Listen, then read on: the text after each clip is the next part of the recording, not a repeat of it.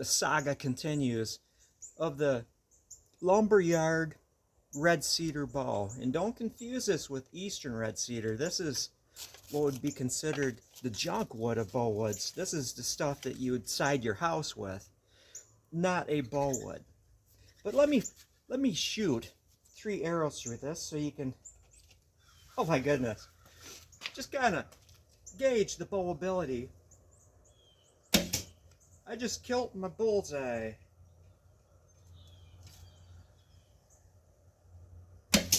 Oh geez, I hit my arrow. Robin hooding is only fun for the first second. Ah! And I'm not wincing because I missed my target. I'm hitting the stupid arrows with the arrows. But what I have found is that this actually bows. Not super heavyweight by any means. I'm yanking it back to 30 pounds.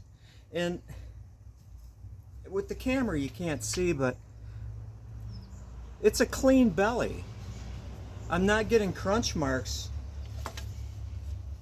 or destroyed, although I was yanking it back farther, right?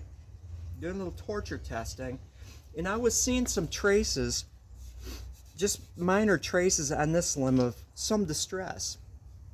Now let's think about what's going on here, right? It wasn't all up and down the limbs. I mean, it's perfectly clear, perfectly perfect. But it was happening within this zone where the limbs are getting narrower, but they're getting thicker, right? So what does that tell me? Getting too much. There's 2 things going on. Too much bend here in this area that was causing it to stress and showing some signs, but not bad signs, not killer signs, just signs. It's like, I'm getting too stressed. See, I'm acting again. 2 things. One thing is, I sanded it in here to get more bend. I was looking at it, and there was almost the same amount of bend throughout. A little more. That's 0.1. Just get more bend in here, distribute that bend radius better. The second thing is, if I was getting the exact same amount of bend through here in the bending portion, I've got the issue that it's narrower and it's thicker there, so there's actually more movement in compression. So I actually want to get less bend here than here. So it was a matter of tillering, retillering, fine-tuning the tiller. You're not even going to notice that if you use any other wood, basically, than this, I'll just say it, garbage bow wood. Although this is a nice bow, and it's fast because it's super light, but I'm just going to refer to it as garbage bow wood. Most people would. The benefit of making it out of a lesser bow wood is that it amplifies any issues, and it really shows you that even though I had the same tiller in this as I would have one of my red oak paddle bows, I could probably increase the draw length without causing any issues in my red oak board bows, red oak paddle bows, by just changing the tiller a little bit, getting a little bit more bend outside of this narrowed section. Lead to longer draw lengths. I'm not getting any issues unless it's a heavy red oak bow, and then you're going to see issues here. But I could increase the draw length for you 29ers. But yeah, one more round and then I'm going to talk about some other stuff.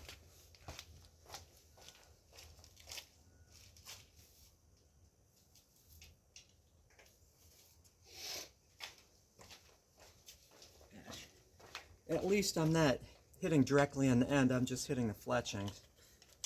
But yeah, that's no bueno. One more round.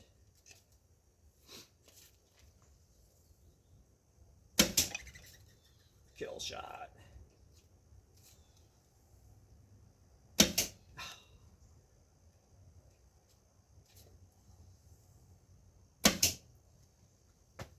It's a solid 30-pound ball. And again, the cedar is so weightless, it's got good tip speed for that 30 pounds. Yes, lumberyard, red cedar bows. And that's why at every stage of my testing, I'm going to do more finishing work. So I put this little hand, I just glued it on. You know, it's just glued on. Now, what I, see the JR right there?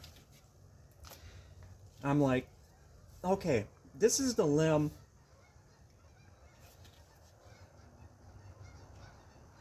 that was showing a little distress before I retillered it. It's the limb that showed distress, right? The other one was fine. I'm going to mark it so I know which is the bottom limb, because the lower limb is under more stress than the upper limb. And of course, I put my mark on the upper limb, so I'm looking at it, it's upside down. Hopefully I can sand that off. It's in the non-bending area, so maybe I can get away with that and remark it so I know this is the bottom limb. Why'd you do it, John? Yeah. Now I'm going to talk about other stuff. Well, one last bit. Every time I test it and stress it out and it turns out to be a good 30-pound bow, I add something to it. After a while, after I sand off this mark and put it on this end, duh, I'm going to actually do lines in here. I'm going to do little black lined diamonds within those lined diamonds. Again, every time I get more impressed with this thing, I'm going to add detail to the paintwork.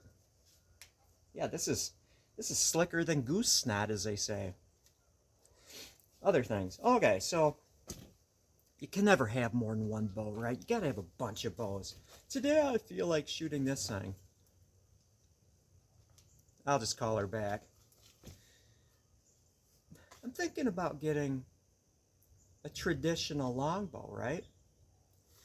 And I've been researching cheap ones. I'm not going to spend $800 on a bow that somebody else makes. Spend it on my bows. And I came across this outfit, San Lida, the Royal X8, and they also have a Hermit. It's the Hermit recurve, takedown recurve, and good reviews. I mean, the San Lida for $150, you get 6 cheap arrows in a cheap, you know, I wish they wouldn't put all these accessories into it and then they could shave off a few bucks. Stuff that you're not going to use. The shooting glove, which people are saying is okay, you know, and the arm guard, which looks kind of crappy to me.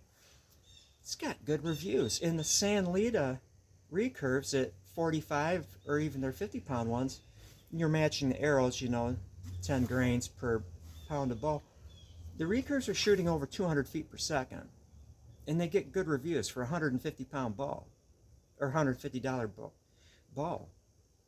And they also have the Royal X8 longbow, which is as hill style as you can get for $150. The longbow, slower, but you know, with the arrows 165, 170 feet per second, but it gets, you know, a lot of these people are, it's got a lot of hand shock. Some people say it doesn't, some people say it does. But I can deal with some hand shock if it's a 150-pound bow or $150 bow that's not built too badly. One guy replaced the leather grip because it is kind of cheesy with double-sided tape, but $150, you know. Replace the grip on there. Put some fuzzy string silencers on there to tame the sound. Yeah. Now watch the Great Plains Archery Company. These guys are good, and behind them is just a wall of beauty, the bows that they make. And they were testing it, and they basically said that the longbow was junk, but you know, they make really good stuff. But everyone else, including Armin, you know, said it was a great deal. So I think I might pull the trigger on it if I was smart. If I was smart, I would get one of their recurves because the Great Plains Archery Company felt that it was a good enough bow that they were reworking it.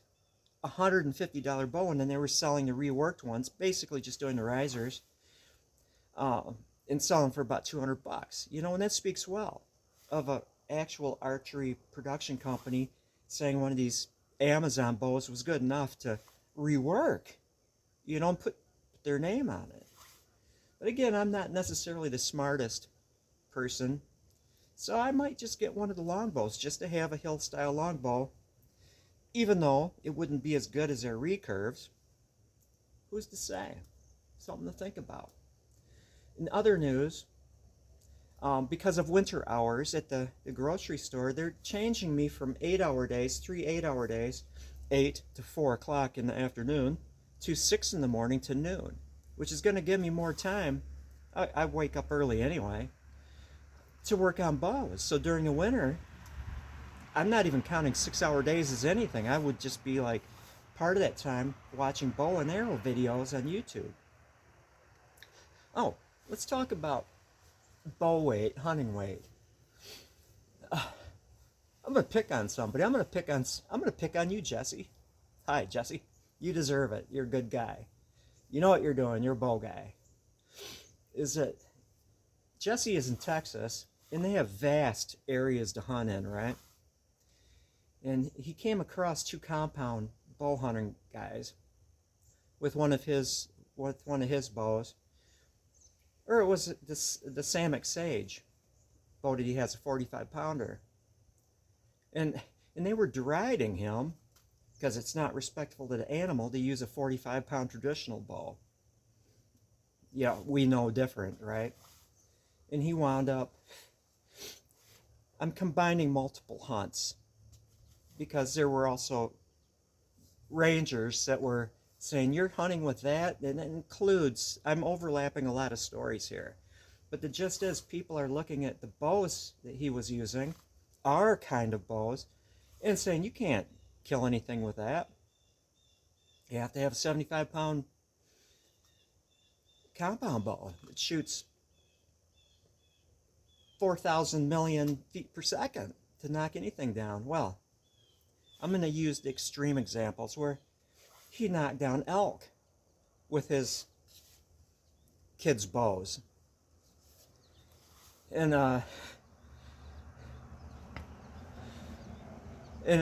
kind of faced it with the compound shooters. And I've shot in compound, so I'm not anti-compound. You know, basically he got 2 big deer and they got nothing.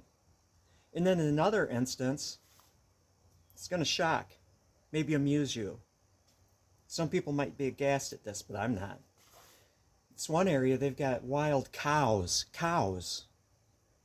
Moo. You know, where they say if you see one, get it. He got a cow with a 45-pound Samick Sage. A cow. And fed the whole neighborhood for a while. You know, and it was a wild cow, told to knock it down, knocked it down with a 45-pound Samick Sage. And I shall say, like me, I don't shoot 28 inches, I shoot 26, 27. So, like Jesse, you know, you take a 45-pound Samick Sage, and let's say it's a true 45-pound, and they mark it at 28 inches, you shoot it at 26 inches or 27 inches. It's not even a 45-pound bow. Got a cow. And I'm pretty sure, I might be wrong in this, but he makes trade points and gets them to a razor's edge. Could have used one of his homemade trade points and knocked down a cow. So, not that I would do it, you know, but a deer-sized animal, one of the 150-pound does that I would get, this would do it. I don't know. Anyway, I better call my coworker back. She called while I was doing this. I don't want to ignore her.